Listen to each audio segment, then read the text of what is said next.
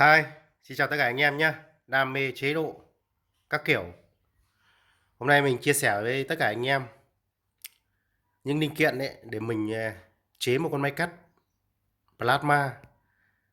Cái dòng của nó khoảng là 80 đến 100 ampere nhé. Nói chung là chế độ ấy thì là ưu tiên là những cái linh kiện là mình tháo máy này. Để giới thiệu với tất cả anh em này. Là cái máy cắt ấy thì nó chỉ là một cái bộ nguồn thôi. Nó hoạt động như những cái con máy hàn máy hiếc thôi. Đấy. Còn đây là giới thiệu với anh em nhé. Đây là cái bo khiển này. Cái bo khiển này là chính xác là nó ở cái máy cắt, quên, ở cái máy hàn. Cái bo này nếu mình mua này nó mới trăm mấy đấy, nhớ lâu lâu để mua lâu rồi. Đấy. Còn đây có cái bo tháo máy của nó này, mình mua được cái bo tháo máy nó cũng rẻ thôi. Đấy.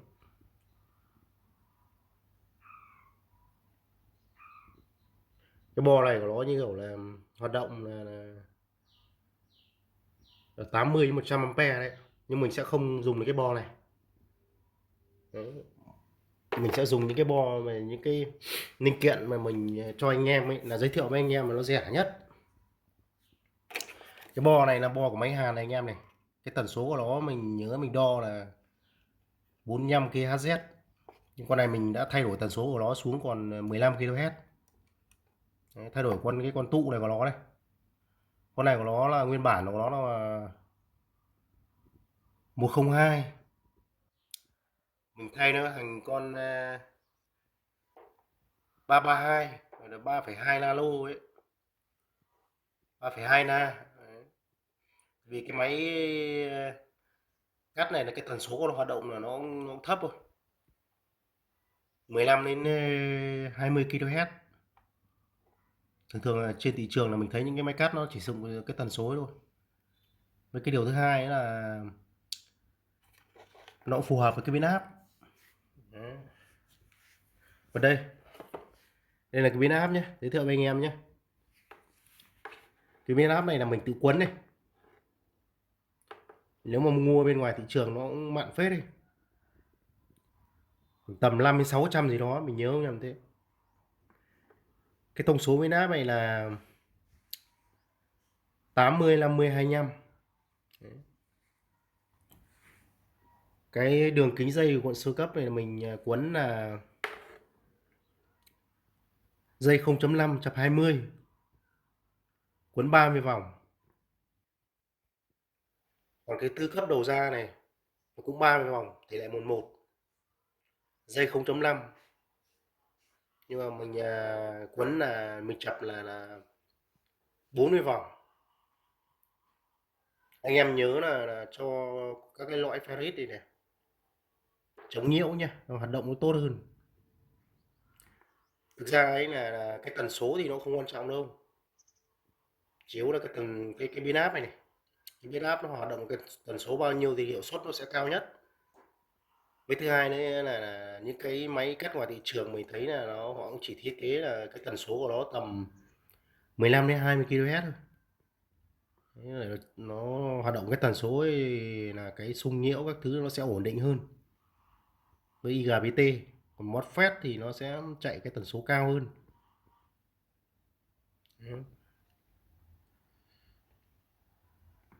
Chung quấn đẹp phết anh ạ.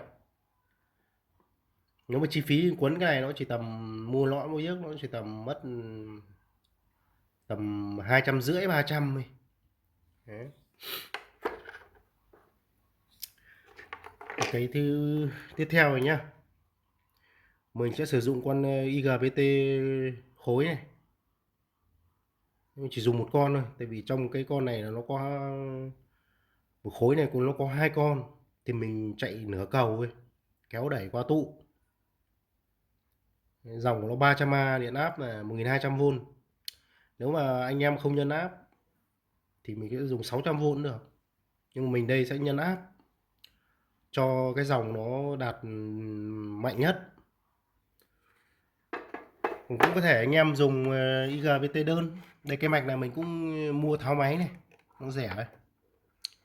Cái này ở trên cái bo của nó là nó đã có 6 con này, 6 con IGBT đơn 40 1000V, 40A 1000V. Nhưng mà anh em ưu tiên chạy cái này, cái con IGBT khối này, nó sẽ dòng nó ấy hơn mà mình lắp ráp nó nhanh hơn. Tiếp theo nhé, tiếp theo giới thiệu anh em là cái phần nguồn của nó. Nguồn này thì mình sẽ nắn qua một con cầu diode 3 pha, cái dòng là 100A, điện áp là 1600V. Nhưng cái nguồn này đây là mình hoạt động ở 600V, mình nhân áp nó lên nhé. Nhân áp thì nó còn 300V, tại vì lái lửa cầu mà, chạy lửa cầu.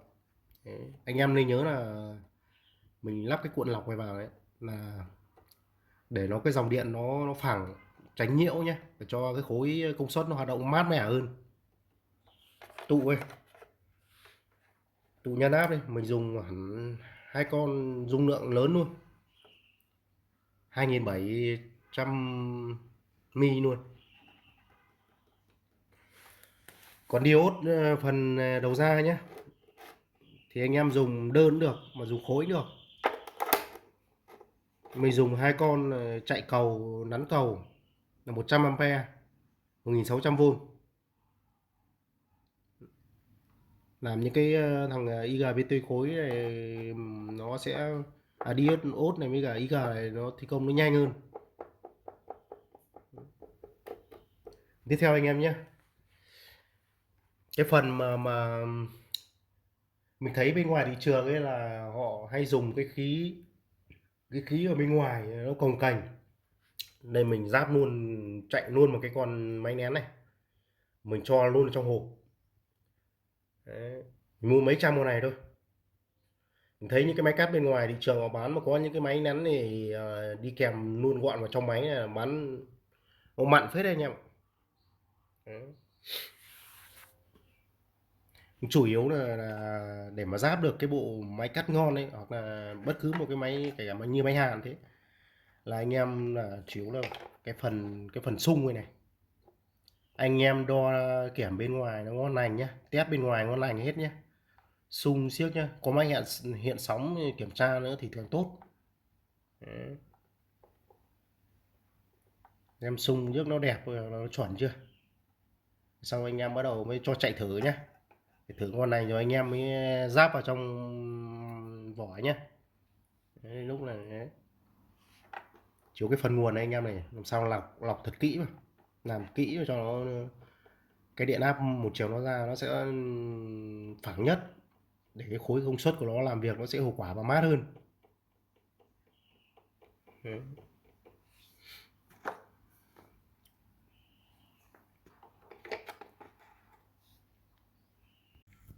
Đây nha anh em nhé, mình mới ráp được từ sáng giờ là được cái máy nén khí này với phần nguồn này, vì cái vỏ máy này nó to, nó chia có cái vách ngăn, mình tháo ra. Đấy, mình tháo ra mình lắp cái phần điện lên trên này, nhưng mà tạm thời là mình test cái bo cao áp này trước. Cái bo cao áp này là mình cắt được cái máy tích ra, đấy là cái máy tích ra, nó có tụ đây nhưng mình cắt nó đi cho nó gọn, chỉ lấy cái phần cao áp này thôi, mấy cái phần le đóng nó thôi. Đấy. Để mình test cho anh em xem nhé, nếu mà hoàn thiện ok là mình sẽ ráp hoàn chỉnh lại.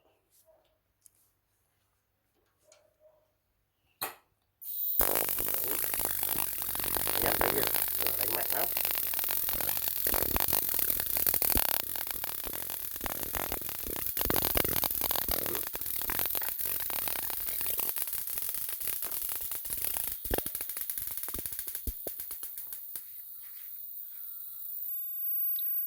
Cái cuộn pin áp này nhá anh em, mình cuốn thêm 2 cuộn nữa, một cuộn là 5 vòng, một cuộn 3 vòng, để cấp cho le và cái khối cao áp này. Đấy. Cái vỏ to lắm anh em, mình đặt mua có mấy trăm rồi.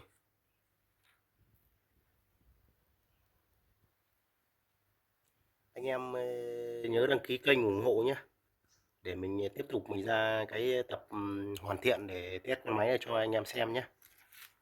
Cảm ơn anh em nhé.